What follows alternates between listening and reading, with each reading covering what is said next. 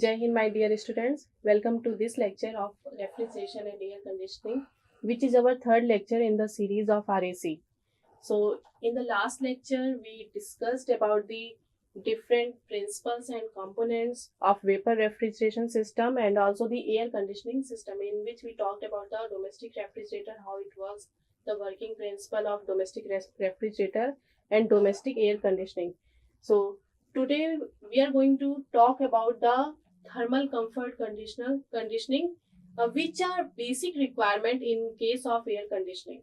So, let's start with the today's lecture. So, what is thermal comfort conditions? Thermal comfort conditions are basically the condition and the environment in which a human feels comfortable. So, as you see in today and modern air conditioning system that provides a heating, cooling, humidification, dehumidification, even cleanliness is governed by this air conditioning system. So, this all is covered by the air conditioning system, and this is particularly known as conditioning of the air, and the system is known as air conditioning system. So the thermal comfort condition comes because any air conditioning system has to maintain this condition to get any human to feel comfortable. Now humans generally feel comfortable between temperatures that ranges from 22 degrees Celsius to 27 degree Celsius, and the relative humidity in this case that where any human will feel comfortable is between 40% to 60%. Now the first cool the air to 14 degrees Celsius. This removes some of the water from the air. This is the part of air conditioning system, and then heat the air to 24 degree Celsius to obtain the humidity in between this range. The heat and mass of the water removed in the cooling phase, and then the heat added in the heating phase.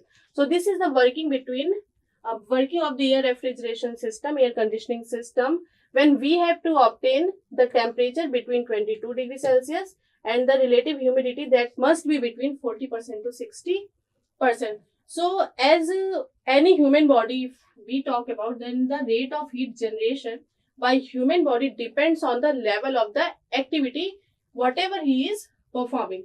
As for an average adult, if I talk about particularly for male person, then it will be between 87 watt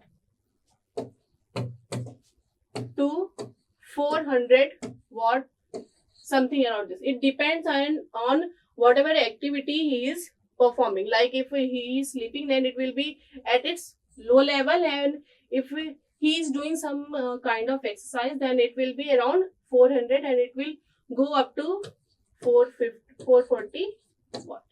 So this is the how human body dissipates the heat to the surroundings. As human comfort is the condition of mind which expresses satisfaction with the thermal environment. So it's all about the thermal environment. And if when doing light work or walking slowly, about half of the rejected body heat is dissipated through perspiration as latent heat, while the other half is dissipated through convection and radiation as sensible heat. So two part of the heat are here, latent heat as sensible heat, how they are being rejected to the surroundings. As we cannot change the weather, but we can change the climate in a confined space that is being controlled by the air conditioning system. So this is about the thermal comfort condition. And next we will talk about the factors which are affecting the thermal comfort conditions, as the comfort of human body depends primarily on three factors. The dry bulb temperature, that is DBT. Second one is relative humidity. We generally represent it by phi, and the air velocity or air motion. So these three factors on which any comfort of human body depends. The relative humidity affects the amount of heat a body can dissipate through the evaporation, while the relative humidity is a measure of air's ability to absorb more moisture, and high relative humidity, it slows down heat rejection by evaporation. And if it is low relative humidity, then it speeds it up. Like the heat dissipation rate to the surrounding will be more. And generally most people prefer a relative humidity between 40 to 60%. And let us come to this air motion or speed of the air. Then air motion basically removes the warm moist air that builds up around the body and replaces the other fresh air, as the air motion should be strong enough to remove heat and moisture from the vicinity of the body, but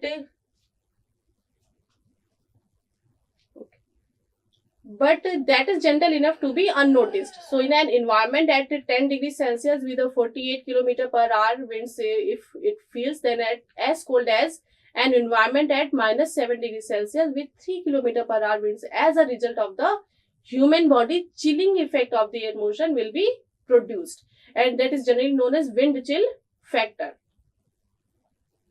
So as if a body is not in the comfortable condition, then it may feel several hazards like heat exhaustion can be there, heat cramp can be there, heat stroke can be there. So as you feel sometimes in summer, the temperature of the surroundings, that is always higher than the temperature of the body, because as thus the results, the body will gain heat from the surroundings by means of either radiation or convection processes, as body cannot dissipate heat only through evaporation of sweat. When the heat loss by evaporation is unable to cope up with the heat gain, then there will be a conflict between the heat rejection and heat absorption, and the storage in the body will be produced. That temperature of the body will rise, and several physiological hazards will exist in the body, like you may lose salt due to excessive rate of body perspiration, that will cause the heat cramp. And it is most hazardous, as when you get any sort of heat stroke, it is generally produced when a man is exposed to excessive heat and work.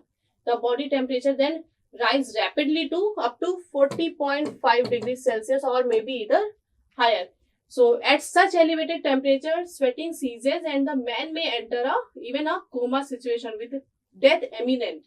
So a person, if experiencing a heat stroke, must be avoided by taking sufficient water or any liquid at frequent levels. It has been found that a man doing hard work in sun requires up to 1 liter of water per hour. So this is a basic need of knowing the principle and concepts of thermal comfort conditions. And there are several other factors that comes in the mind, like thermal comfort condition can be affected severely. Then it will be effective temperature, or it may be the size, weight, age and fitness level, that can all have an impact on how they feel, even if other factors such as air temperature, humidity and rate of air movement are all remain sometimes constant. But still there are factors like effective temperature is there, heat production, effective temperature, let me write effective temperature,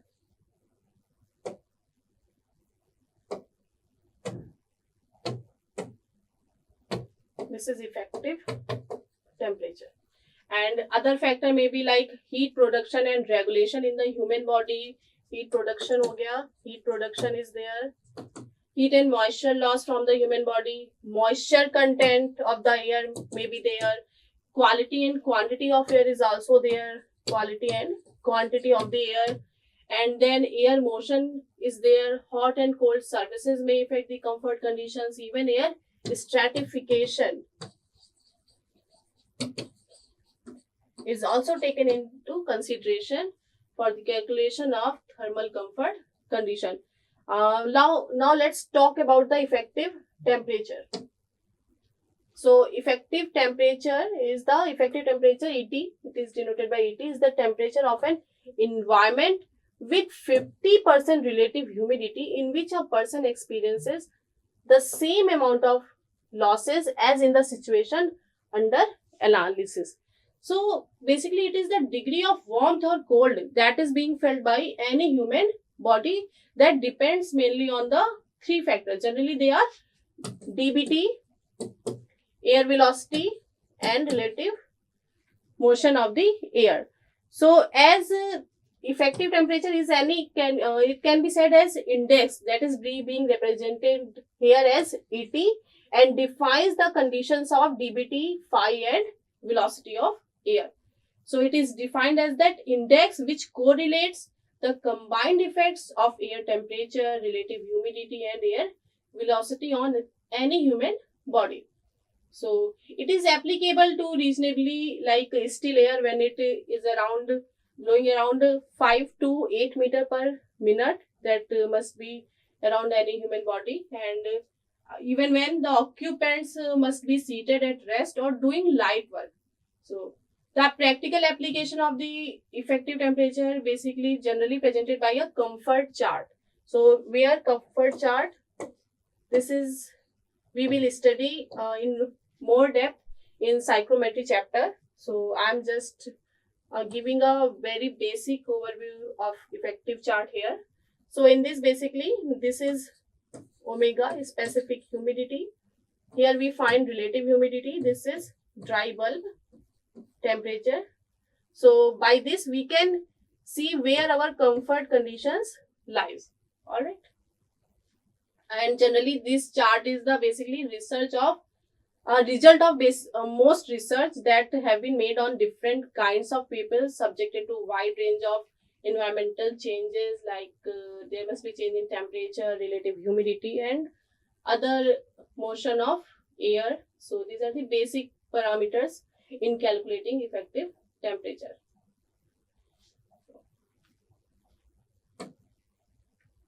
So there are also some factors that affect our effective temperature, that may be like climatic and seasonal conditions, and clothing can be a factor, age and sex of the gender, duration of doing any work, duration of staying at some position for long time, kind of activity, and the density of occupants and the crowd. So these are the basic factors that are taken into consideration. So here as effective temperature can be measured by a thermometer, but it is an experimentally determined index of the various combination of dry bulb, humidity, radiant conditions and air movement that include the same thermal sensations. So as if we talk about the heat production and regulations in the human body, so it depends on the process of metabolism. Whatever the process of metabolism involved in producing the heat and energy due to the oxidation of products that are in our body, and by it is generally occurred by oxygen that we obtain from inhaled air. So the rate of heat production depends upon the individual's health, also his physical activity, the environment of its surroundings, and also the manner that any heat rejection is followed.